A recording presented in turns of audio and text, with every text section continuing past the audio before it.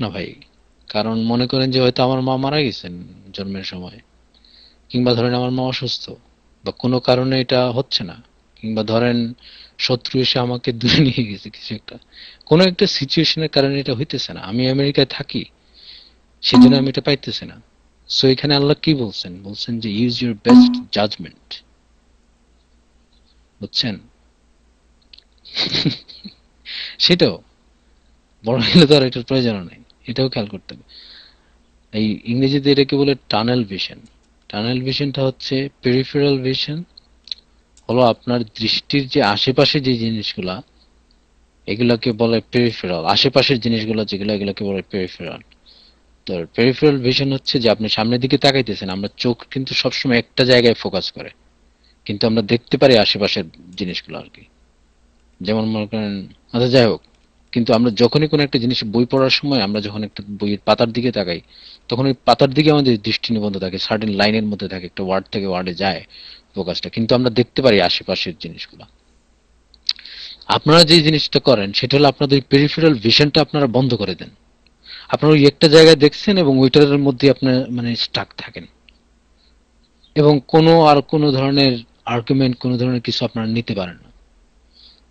Wild morning পাগলের মতো যেটা হারাম, আমাকে don't try to explain to me লা ইলাহা ইল্লাল্লাহ, এই জিনিসটা আমি সবচেয়ে বলি।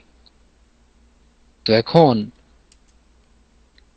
এই বাংলাদেশে আপনি যায় ভোট দিবেন না, এটা হারাম, এটা আবার কোন ধরনের জিনিস?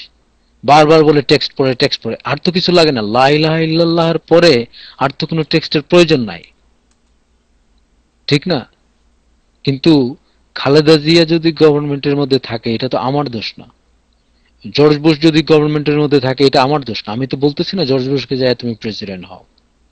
এখানে বিশ্বাসটা, আমি যেটা বিশ্বাস করি, হ্যাঁ আল্লাহ এটা বলছেন, এটা নিষেধ, এটা করা উচিত না, ঠিক আছে, এটা আমি মানি। কিন্তু আমাদের মধ্যে এটাও বলা আছে যে তোমরা অন্যায়কে প্রথমে অপছন্দ করো, কিন্তু পরে যদি তুমি এটা প্রতিবাদ জানাতে পারো তখন এটা প্রতিবাদ জানাও। আল্লাহ সব সময় এবং কোরআন সব সময় ফ্লেক্সিবল। সব সময় আল্লাহ মানুষকে, এই ইসলামটাকে কট্টরভাবে কারো উপর চাপায় দেন নাই। এই ওয়াইল্ড মর্নিং এটা মাইক নিয়ে যখন বলতেই থাকে মনে হয় যে সে এক্ষুনি কারো উপর চাপাই দিতেছে। যে কোনো সমাজে, যে কোনো সংস্কৃতিতে ইসলাম যে অ্যাডজাস্টেড, মানে ইসলাম অ্যাডজাস্ট হয় নাই, বাট ইসলাম অ্যালাউ করছে ওই সোসাইটি, ওই কালচার, এগুলাকে অ্যাপ্রিসিয়েট করতে। যেমন বাংলাদেশের মানুষ হচ্ছে, বাংলাদেশের প্রাচীন যারা ইসলামের আগেকার মানুষ, তারা বাংলাদেশের শাড়ি পরতো মহিলারা। তো ইসলাম কিন্তু এসে বলে নাই যে তোমরা শাড়ি পরা বন্ধ করে দাও, বলছে যে ছতর ঢাকো যতটুকু পর্দা আবরু করা যায়। এরকম বিভিন্ন কালচারে ইসলাম যখন গেছে, ইসলাম ওয়াজ ফ্লেক্সিবল, মানুষের উপর যায় ধাম করে উপরে বসে নাই। ইসলামটা প্রতিষ্ঠা হয়েছে এরকম, ধাম করে হঠাৎ কিছু ইসলাম 23টা বছর লাগছে। নাহলে তো আল্লাহ রাসূল বলতে পারতেন যে আমি 1 বছরের মধ্যে ইসলাম সারা দুনিয়াতে ইয়ে করে দেবো। 23টা বছর লাগছে শুধুমাত্র কোরআন শরীফটা ঠিক মতো নাজিল হইতে। প্রথমেই কিন্তু আইসাই বলেন না যে তোমরা মদ খাওয়া বন্ধ করে দাও, প্রথমে কিন্তু আইসাই বলেন নাই, এক একটা জিনিস একটা ধাপে ধাপে স্তরে